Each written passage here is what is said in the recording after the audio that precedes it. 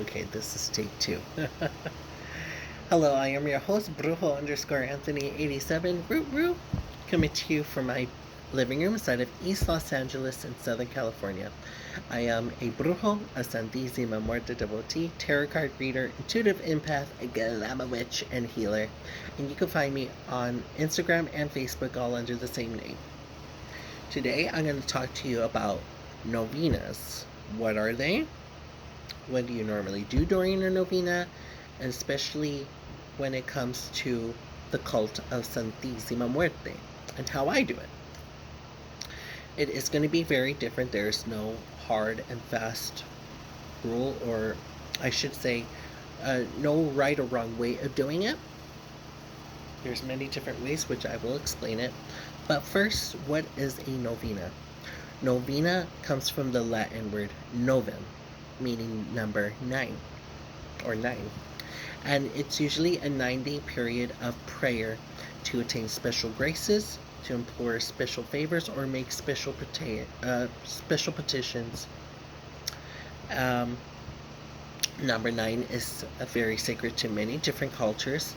In Mexica lore, it is connected to the 9 realms of Mictlan, the underworld, where the 9th realm is home to Mikantikutli and Metekasawato.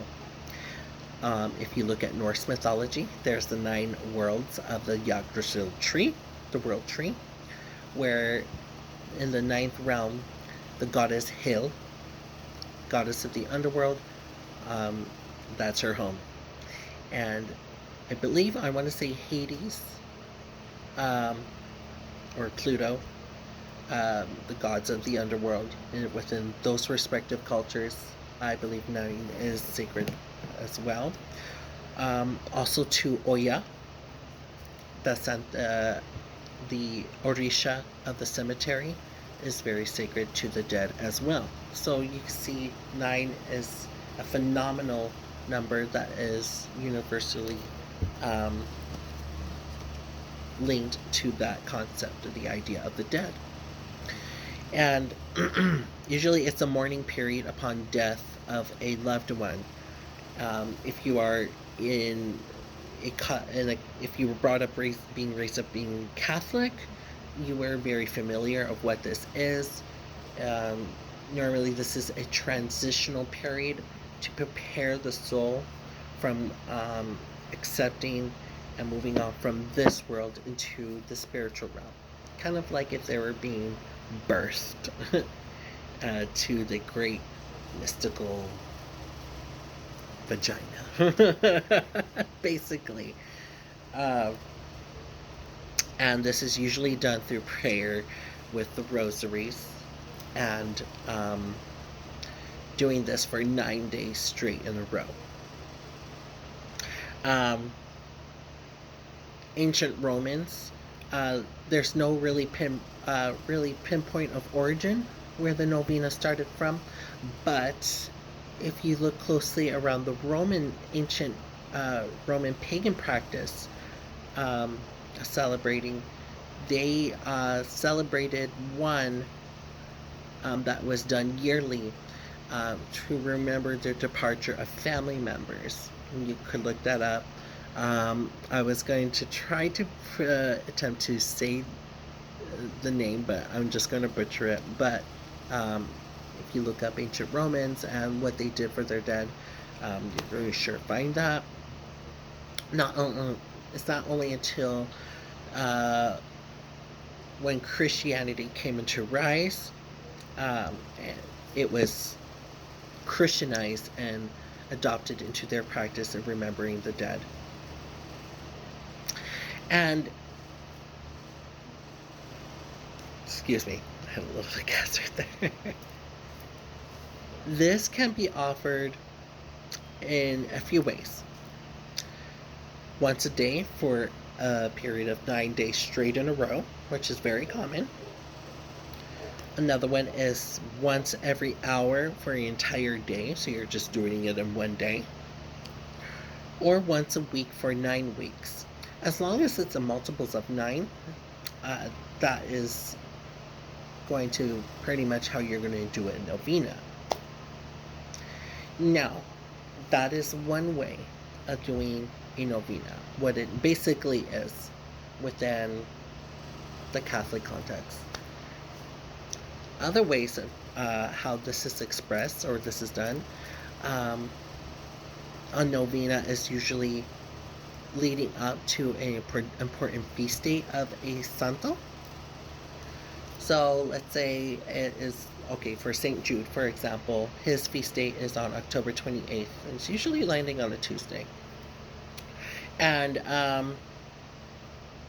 let's say if I want to do celebrate his feast day, normally 9 days before that, the ninth day landing on his actual feast day, I would do a novena for that in celebration of his feast day and offer him prayers and offerings and stuff like that. So that's another way of doing a novena for a particular santo. God damn it. Decline. I'm so sorry about that. I'm just like getting bombarded with some things today. Anywho, as I was saying, now within the cult of Santísima Muerte, I treat this a little bit differently, only because I do a monthly novena for the first 9 days of every month. That is usually common with us muertoristas. And there's a different set of prayers that I feel like should be kind of separated from the ones that you normally insert for petitions for, but that's just me. You can definitely be part of your spiritual work. Like I said earlier, there's no right or wrong way of doing it. But for giving her veneration, I like the novena ritual within this book, Santa Muerte, the Gnostic Bible of Holy Death by Warlock Asylum. You could definitely make up your own if you wish to. Online, you can find a plethora of different novena prayers, which is no exception to the ones where you're actually going to be doing spiritual work and actually asking her for stuff. This is the first book I purchased. It's Santísima Muerte Trilogy, Altars, Prayers, and Rituals with Added Materials by Lazarus Corbeau, who's actually one of my first hoodoo teachers. And I incorporate the one that he has in this book, which is very good. I ask you to insert a particular request. And you're going to, if you're doing it that way, just stick to one request per novena. The one that you actually give for the month, every month, is usually indicates kind of everything already, like peace, keeping you protected, have your roads open for you, so you really don't have to insert anything, and that one is just for veneration anyway. But I would definitely suggest those. And yeah, take it from there. I hope that was very informative for people who are curious about what a novena is, and I hope it inspires you to incorporate it into your practice. So take care, be safe, be kind to yourself, and be kind towards each other. Mucho, mucho amor. Bye-bye.